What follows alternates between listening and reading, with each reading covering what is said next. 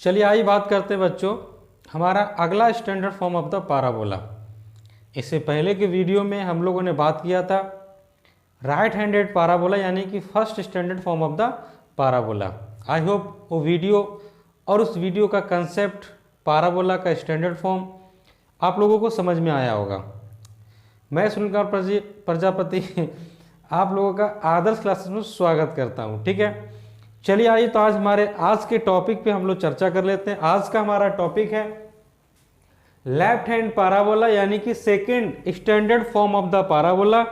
और second standard form of the parabola जो है वो है आपका Y square is equal to -4ax, जबकि a greater than equal to 0 होता है। ठीक है, a जो है वो आपका ग्रेटर देन इक्वल टू क्या होगा, 0 होगा। तो आप इस चीज को देखें, सेम चीज जो हमने first standard form of the parabola में बताई थी, सेम उसी का यहाँ पर आपको सेम एज इट आपको मिलेगा, उसका मिरर इमेज। ठीक है, तो आप देख पा रहे होंगे ये एक ओरिजिन के लेफ्ट साइड में है, इसलिए इसको लेफ्ट हैंड पाराबोला कहा जाता है। तो जब पाराबोला आपका ओपन है लेफ्ट साइड में, तो इसका जो डायरेक्ट्रिक्स है वो किधर होगा, ओरिजिन के अदर साइड में। ठीक है, डायरेक्ट्रिक्स हमेशा ओरिजिन के अदर साइड होता है पाराबोला के।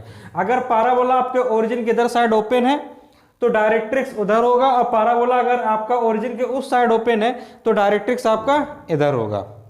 ठीक है, तो अब देखिए डायरेक्ट्रिक्स इधर है, और आपको मैंने कल बताया भी था कि पाराबोला पे अगर आप कोई भी पॉइंट ले, है ना, पाराबोला पे अगर आप कोई भी पॉइंट लें, उस पॉइंट का perpendicular distance from the directrix और उस पॉइंट का distance from the focus of the parabola, ये ऑलवेज क्या होती है, इक्वल होती है। और यही इसका डिफिनेशन भी है पाराबोला का। ठीक है, तो मैंने बताया था कि यहां से यहां तक की जो डिस्टेंस है और यहां से यहां तक की जो डिस्टेंस है वो आपस में क्या होगी, इक्वल होगी। तो यहां से यहां तक की डिस्टेंस क्या है, a, यहां से यहां तक की डिस्टेंस क्या है, a, और यही आप क्या क्या कहलाएगा, ये कहलाएगा इक्वेशन ऑफ द डायरेक्ट्रिक्स। और इसको मैंने क्या लिखा है, x is equal to a। क्या लिखा मैंने, x is equal to a, या फिर x minus a is equal to 0। तो this is the equation of directrix. ठीक, और आप जानते हैं कि एक स्ट्रेट लाइन जो पाराबोला के फोकस और उसके वर्टिसेस, यानी कि जो पाराबोला का वर्टेक्स है और पाराबोला का फोकस है, उससे पास होता हुआ परपेंडिकुलर अगर लाई करे डायरेक्ट्रिक्स पर, तो वो कहलाता है एक्सिस ऑफ द पाराबोला। उसको हम बोलते हैं एक्सिस ऑफ द पाराबोला। तो आपका जो एक्स एक्सिस है वो कहलाएगा एक्सिस ऑफ द पाराबोला, और ये आपका इक्वेशन होता है y is equal to 0। Axis of the parabola y is equal to क्या होगा, 0। क्यों, क्योंकि आपका एक्स एक्सिस है और एक्स एक्सिस का इक्वेशन होता है y इज इक्वल टू 0। ठीक है, लैटिस रिएक्टम का जो लेंथ होता है, ये जो लैटिस रिएक्टम आप देख पा रहे हो, इसका जो लेंथ है उसके बारे में तो हम लोगों ने चर्चा कर ही ली थी। ठीक है, लैटिस रिएक्टम का जो लेंथ है वो कैसे फाइंड आउट किया था उस पर भी हम लोग चर्चा कर ही ली हम लोगों ने। ठीक है, क्योंकि जो लैटिस रिएक्टम के पॉइंट्स हैं, यहाँ पर अगर मैं लिखना चाहूँ तो क्या लिखूंगा, -a, ठीक है 2a, और यहाँ भी क्या लिखूंगा मैं, यहाँ भी लिखूंगा -a, ठीक है -2a। ये हो जाएगा हमारे पास l डैश का कोऑर्डिनेट, और ये हो जाएगा हमारे पास l का कोऑर्डिनेट। ठीक है, यानी कि लैटिस रिएक्टम के जो इन पॉइंट्स होते हैं उसके कोऑर्डिनेट भी हम लोगों ने निकाले थे। ठीक है, तो इन सारी चीजों को, ये हो गया आपका फोकस, और ये फोकस का क्या हो गया, कोऑर्डिनेट, क्योंकि कोऑर्डिनेट आपका फोकस का जो है वो ओरिजिन के लेफ्ट साइड में है।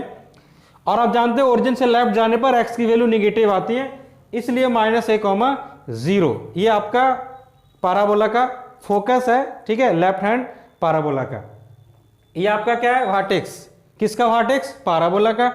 स्टैंडर्ड पाराबोला का vertex always lie on the origin of the intersection point of two mutual axis का जो इंटरसेक्शन पॉइंट होता है ओरिजिन, वहां पर लाई करता है स्टैंडर्ड पाराबोला का वर्टेक्स। ठीक है, ये चीज आपको समझ में आई। तो इन सभी पॉइंट को मैंने यहाँ पर समराइज किया है, आप उन सभी चीजों को देख लीजिए, आपको बहुत इजीली तरीका समझ में आएगा। ये आपका समरी है, y square equal to -4ax, a greater than 0।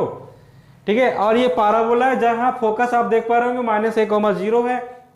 Vertex तो आप जान ही रहे हैं 0, 0 है।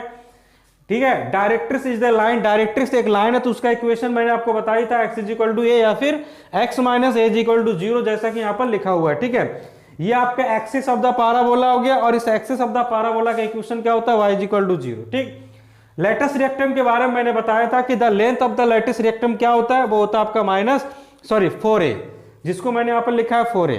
अब रही बात लेटेस्ट रिएक्टिव का इक्वेशन, अगर हम लेटेस्ट रिएक्टिव का इक्वेशन निकालें तो वो मेरे पास क्या आएगा, तो आप देख सकते हैं latest reactive is the line, ठीक है, ये एक लाइन है, तो यहां से यहां तक की जो डिस्टेंस आप देख रहे हैं वो क्या है, -a है, ठीक है। यहां से यहां तक की अगर आप डिस्टेंस देखें तो वो है -a, और जो लेटेस्ट रिएक्टिव है वो आपका y एक्सिस के क्या है, पैरेलल है। कितनी दूरी पर है, तो x is equal to -a पर, x is equal to -a पर। तो देखो ये हो गया आपका लेटेस्ट रिएक्टिव का इक्वेशन, यहाँ पर आप इधर लेकर के आ सकते हैं, तो x plus a is equal to 0, है ना, x plus a is equal to 0। तो ये आपका लेटेस्ट रिएक्टिव का क्या हो गया, इक्वेशन हो गया दोस्तों।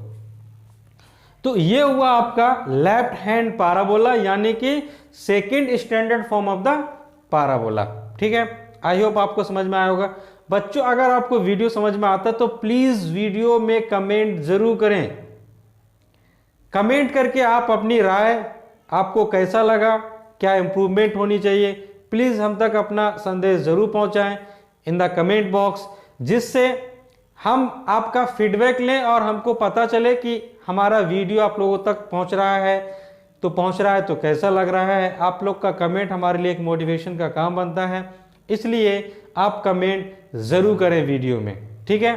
चलिए हम बढ़ते हैं हमारे अगले स्टैंडर्ड पाराबोला की तरफ।